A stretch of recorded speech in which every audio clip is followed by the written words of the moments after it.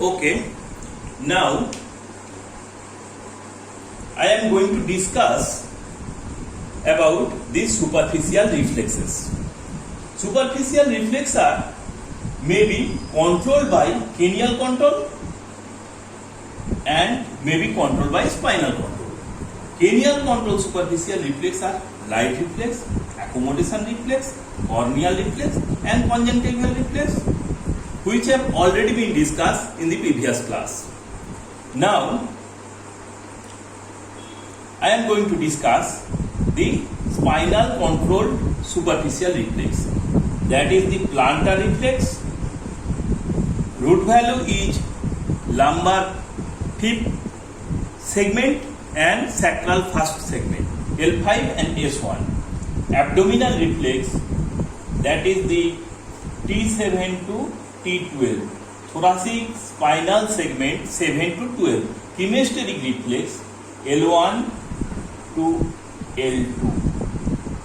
That is the lumbar segment 1 and 2. Bulbocavernous reflex, sacral segment S3 and S4.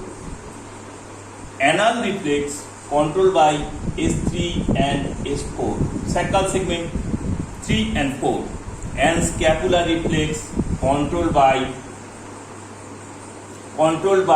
cervical 5th, 6th, 7th, 8th and thoracic first spinal segment and thoracic first spinal segment. Now I will demonstrate the plantar reflex. Plantar reflex is one of the most important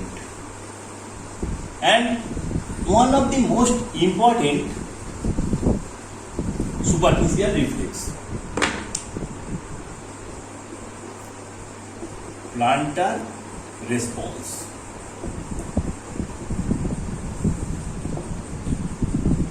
Ask the subject to lie down in supine position. Lie down in supine position.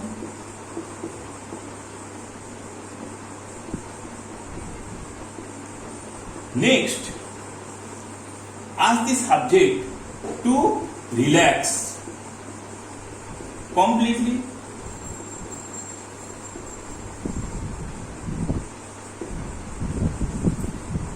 Inspect. First, inspect for any deformity of sole. Any deformity of knee joint. Knee should be extended. Thick sole. Amputation of grade 2. And sole must be warm. In winter season, you can rub your hand. You can rub your hand to make it warm and then you can warm the sole. So, sole must be warm condition. This is the inspection. Stand on the right side. Stand on the right side. Demonstrate the total procedure to subject. Now hold the leg, hold the testing leg above the ankle joint.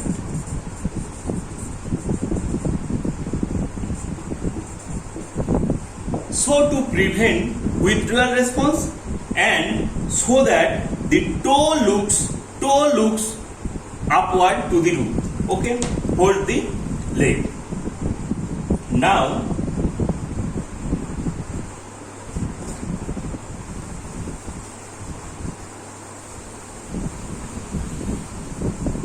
take the pointed end of this patellar hammer. Take the pointed end of the patellar hammer, or I will prefer a key or a blunt key. Take a blunt key. Now this is sole, this is great toe, second toe, third, fourth, fifth. This is the sole. This is the soul. This is the crease of getto. Crease of getto. Now you have to sketch the outer edge. Sketch the outer edge of the sole. Examining sole. Outer edge of the examining sole.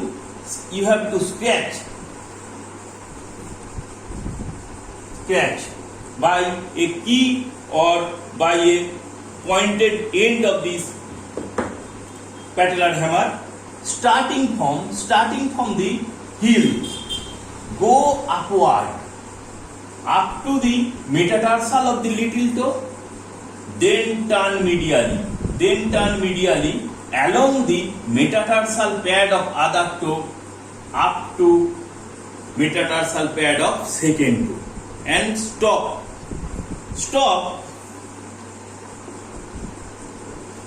at the second toe, metatarsal of the second toe.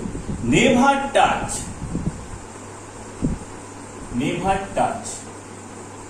the ball of great toe or the crease of great toe, because it will causes dorsiflexion of the great toe. It will causes dorsiflexion of the great toe by direct stimulation in absence of upper motor neuron lesion. And this procedure, sketching along the outer edge of the sole, should be stopped at the first response of the great toe. When you get the first response or the first movement of the great toe, stop there. Okay?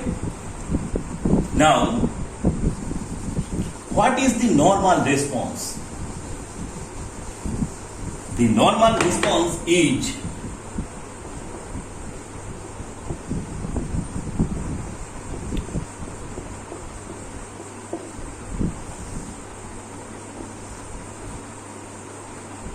flexion of great toe and flexion of other foot toe. This is the normal response. This is the flexion of great toe and flexion of other toe. Dorsiflexion and inversion of ankle joint.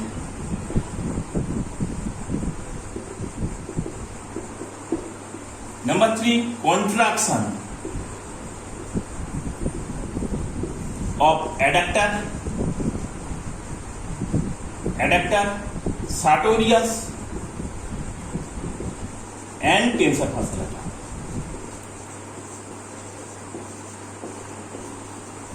This is the normal response. Remember that flexion, deep flexion followed by extension is not an extensor response.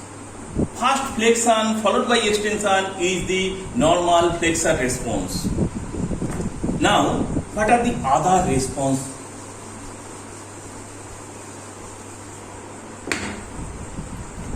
That is the extensor response.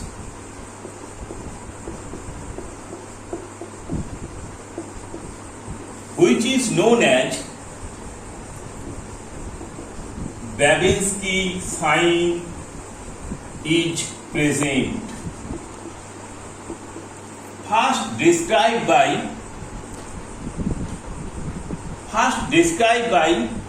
Babinski in 1896, French physician. The extensor response is most reliable, sensitive and definite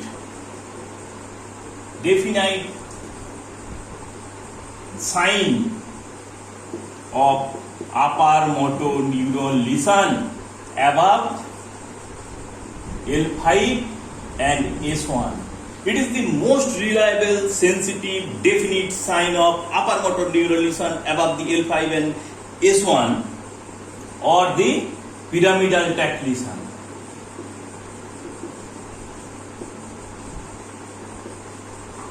Or corticospinal tract lesion.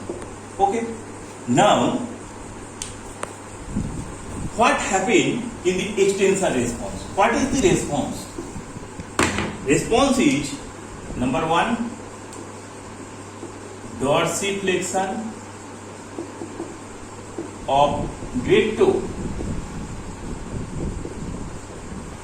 That is the dorsiflexion of great toe. Dorsiflexion of great toe and fanning of other toe along with extension. Dorsiflexion of great toe and fanning of other toe along with extension. Fanning of other toe and extension.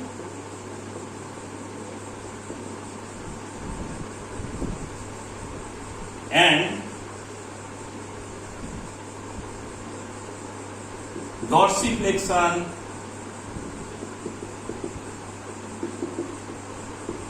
of ankle joint, contraction of tensor fascia lata. Okay, this is the second response. So response may be normal response or response may be extensor response, which is important sign for upper motor lesion, neural lesion. Now response may be equivocal. That means great toe shows no response, but other toe shows response. That is the other toe shows may extensor response. That is the equivocal response, or maybe hemiplegic site. That means paralyzed site shows no response, but normal site shows flexor response. This is the equivocal response. Remember, today's equivocal response is the tomorrow's extensor response. Now, response may be no response. That means no movement of any toe. Response may be withdrawal response.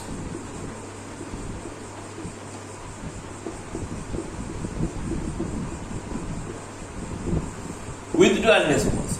That means first brief flexor response, normal flexor response, followed by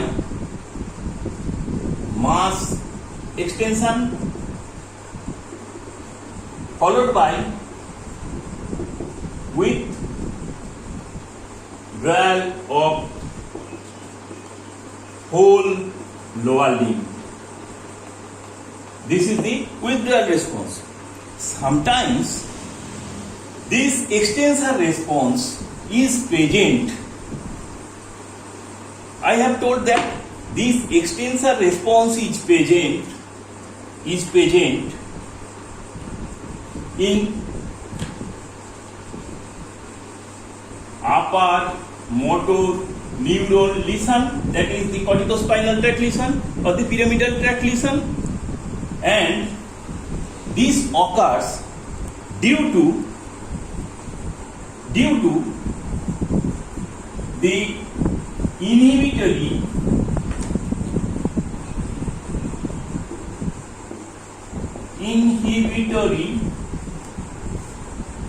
modulation of upper motor neuron. Inhibitory modulation of upper motor neuron to extensor hallucis longus. is withdrawn. So the extensor hallucis longus causes extensor response. Normally the upper motor neuron keep this extensor response, extensor primitive response under check. And in case of upper motor neuron lesion, this inhibitory modulation is withdrawn. So extensor occurs. It also occurs, extensor response is seen in infant less than 1 year due to lack of myelination of central nervous system. It also extensor occur in deep sleep,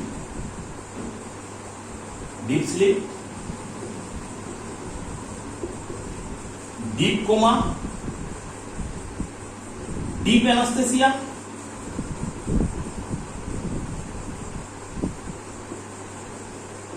and also metabolic encephalopathy,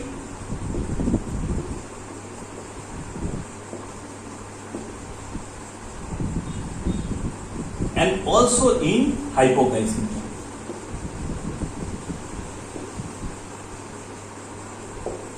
So response may be normal flexor response may be extensor response, dorsiflexion of gate toe with fanning on extension of other toe along with dorsiflexion of ankle joint and contraction of tensor fasciculata. This occur in this thing, and response may be equivocal, response may be no response, response may be withdrawal. Sometimes and also response may be plantar equivalence.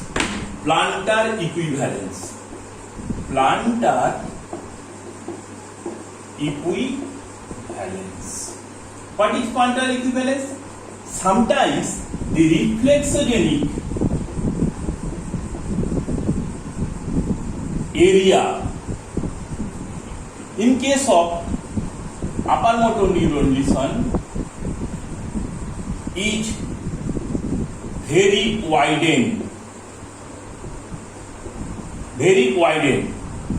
and spread throughout the thigh, and extensor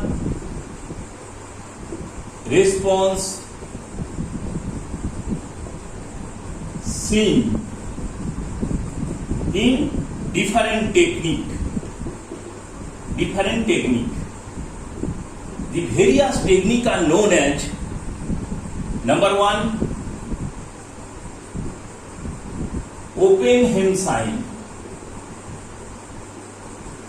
deep pressure on the anterior tibia, deep pressure on the anterior surface of the tibia by thumb and index finger causes extensor response. Brisard sign,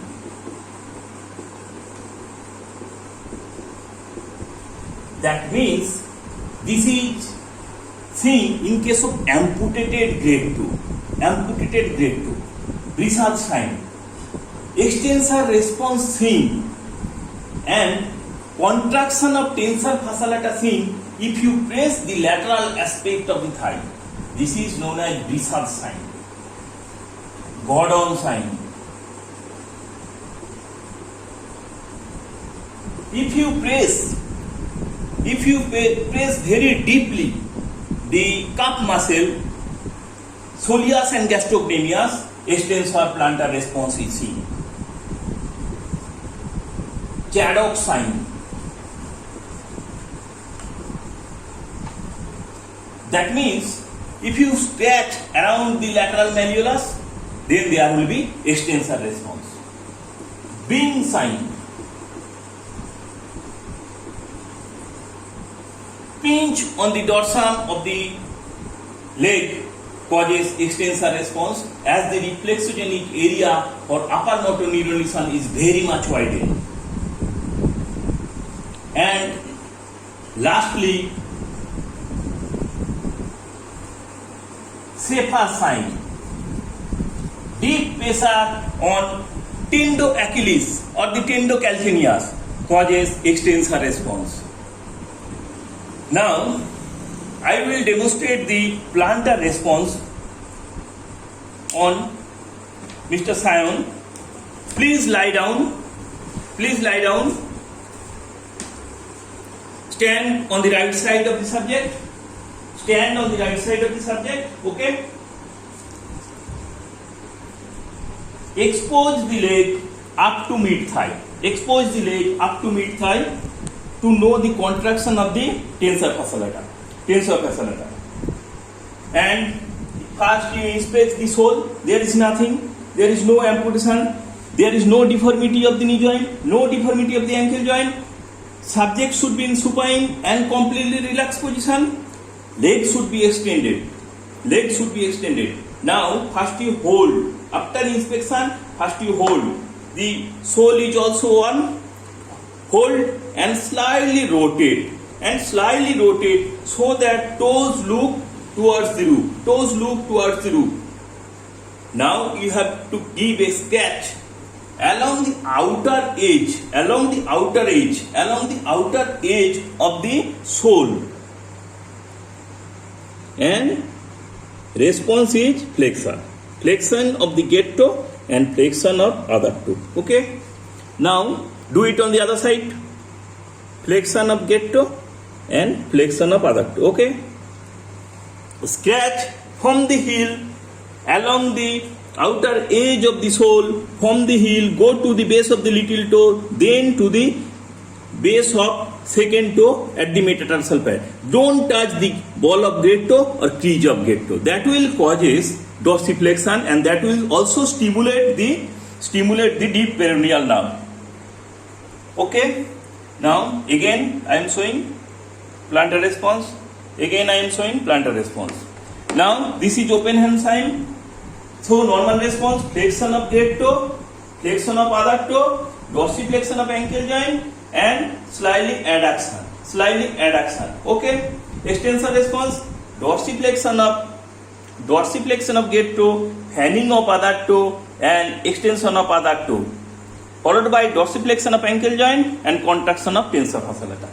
This is the extensor response. Okay. This is one of the most reliable, delicate and sensitive sign for the upper motor neural lesion. Okay. Now I am showing the open hand sign. Reflexogenic area, anterior tibia, deeply squeeze and there will be extensor response. This is the open hand sign. Now Brisard sign. Squeeze lateral thigh causes extensor response. This is the Brisard sign. Okay. Now squeeze the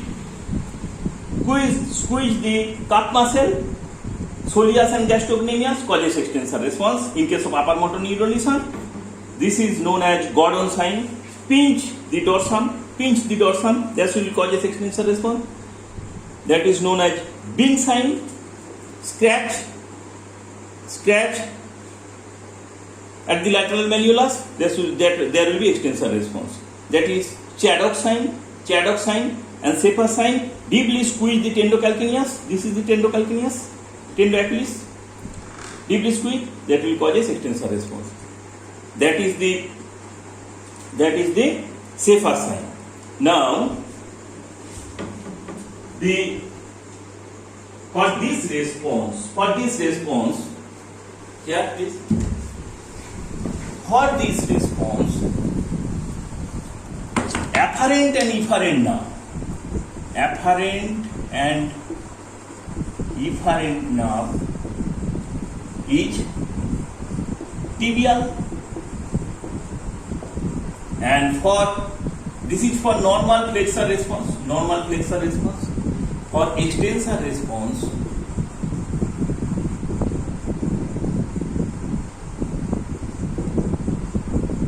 efferent